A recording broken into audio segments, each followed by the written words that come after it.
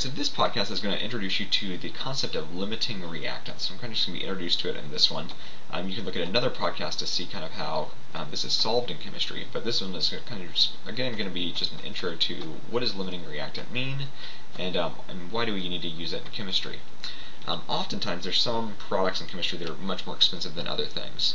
So companies will want to buy those expensive things in order they're cheaper, and they might buy a bunch of it even though they might not use it, or they might buy a bunch of it if they have to make an order for another firm. So if you're manufacturing something and you need to make brass chandeliers and your supplier has a good price on copper at the time, you might buy a bunch of copper from them and use it kind of as you need it, maybe to make orders for someone that you're supplying to.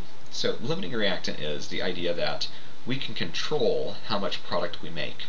One thing is going to run out, the other things we're going to have an abundance of. So typically the limiting reactant is the more expensive thing, alright? And the other stuff, once it runs out, we just have reactant left. So we can use that for the next time we're going to make whatever we're going to make, alright?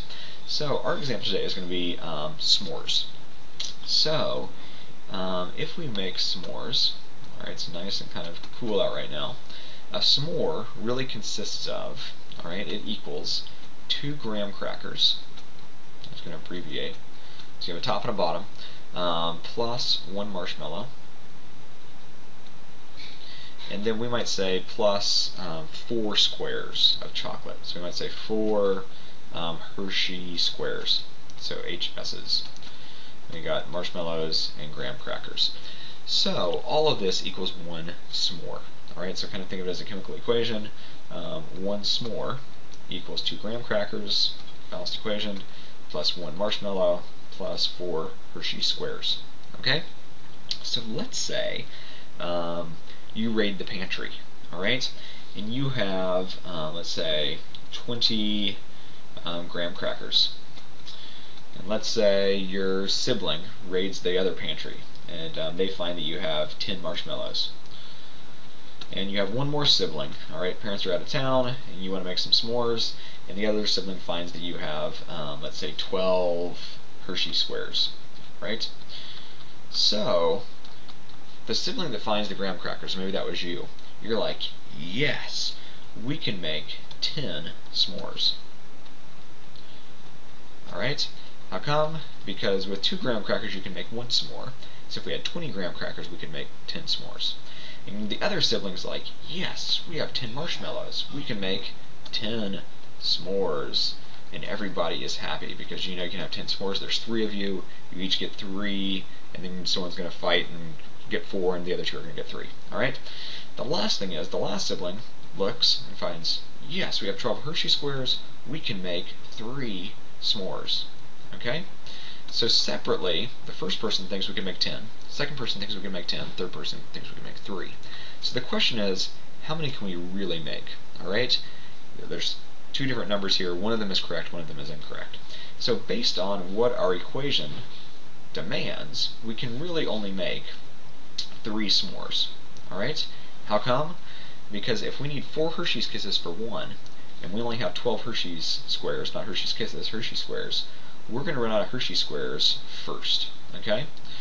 So, when we run out of Hershey squares, okay, notice we need 4 of them, so we can make 3 s'mores. How many marshmallows are we going to have left? Well, we only need to use 3 of them. So really, in all actuality, we're going to have 7 marshmallows left. And how many graham crackers are we going to make? Well, if we make 3, we're going to use up 6 graham crackers. So we really have 14 graham crackers left. Okay? So, our limiting reactant is the reactant that runs out. And notice who runs out? The s'mores run out. So it is known as our limiting reactant. The limiting reactant always determines how much product we can make. Alright? Because how many s'mores could we really make? We could only make 3. Could we make 10? No. Did it matter that we had 10 or 20 graham crackers? No. Once we ran out of the Hershey squares, we were done making s'mores. Okay? So limiting reactant is whatever we have, what controls how much we can make, or is the thing that runs out first. And it controls or determines how much product we can make. Alright? So the limiting reactant is the thing that runs out first. And not only is it the thing that runs out first, it also determines how much product can be made.